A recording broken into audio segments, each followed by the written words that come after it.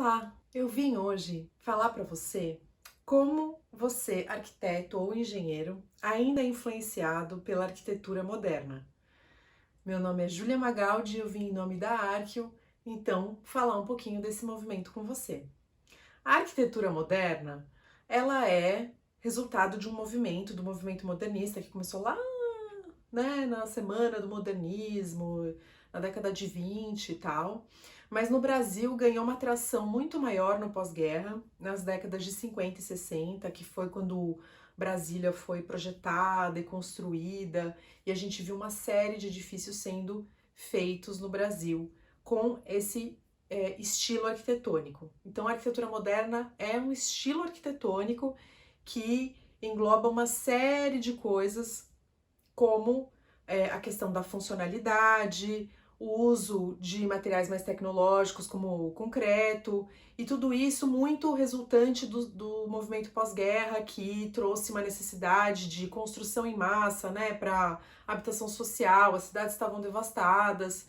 Então, esse movimento, ele é muito baseado na questão da funcionalidade e no uso de materiais mais tecnológicos, que como o concreto naquela época, né? Então, o concreto armado, ele tem um papel fundamental dentro do movimento moderno. No Brasil, então, como eu disse, a gente tem Brasília, que é um dos exemplos mais emblemáticos da arquitetura moderna.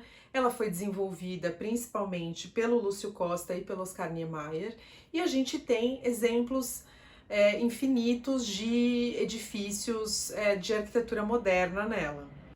Toda a concepção da cidade de Brasília, ela é voltada para o homem ideal e aquele homem que pode então viver em função do carro e ter uma casa, transparente, ou enfim, a vida dele aberta para o mundo, né?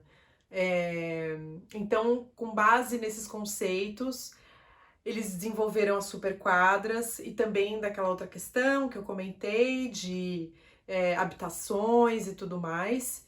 E a gente tem o eixo monumental, que tem as grandes construções, o Congresso e além da catedral, enfim, a gente tem muitos exemplos que esteticamente tem gente que acaba discutindo se gosta ou se não gosta, mas ainda assim são exemplos muito emblemáticos da nossa arquitetura moderna, que teve como principais atores, né? Então, Oscar Niemeyer, Lúcio Costa, o Lelé, né? O João Filgueiras Lima, a Lina Bobardi, o Paulo Mendes da Rocha, que em São Paulo teve um movimento muito forte, né? Construiu o MUB, e a Lina construiu o MASP aqui em São Paulo.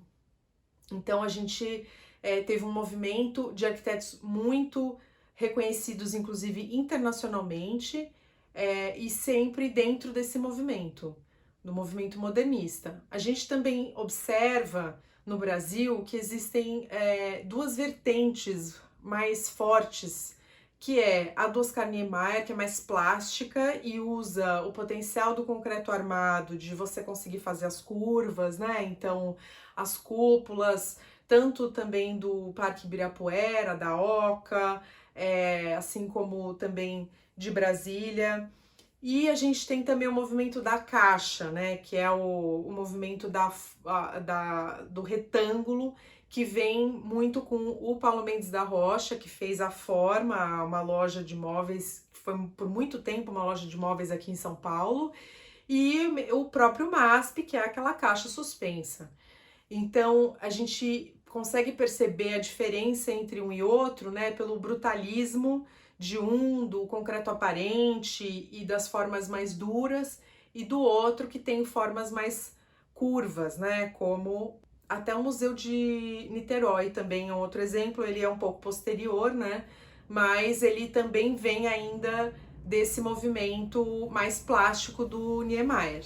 Todos esses exemplos de arquitetura que eu estou trazendo aqui, eles então usam muito o concreto armado, ou só usam o concreto armado como principal forma de construção, né, solução estrutural, e a questão das formas mais puras e mais simples, a funcionalidade e os grandes vãos, né? A gente também consegue observar que tem grandes panos sem pilares e circulações mais livres.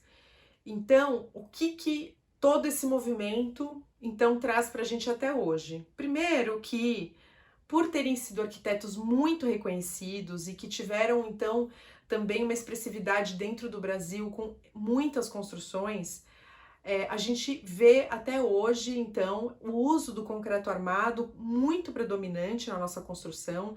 O concreto armado, inclusive, ele voltou, o concreto aparente, né? A gente voltou a ver muito mais o concreto aparente mais recentemente no Brasil.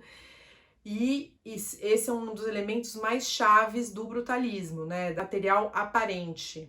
Então, quando a gente vê também construções com um poder aquisitivo maior, a gente também vê grandes vãos, muitas vezes a forma do quadrado, do cubo, em concreto armado aparente. Tudo isso são heranças, então, do movimento moderno, lá das décadas, principalmente aqui no Brasil, das décadas de 50 e 60, que foi a época que o movimento foi mais forte e teve mais disseminação pelo Brasil.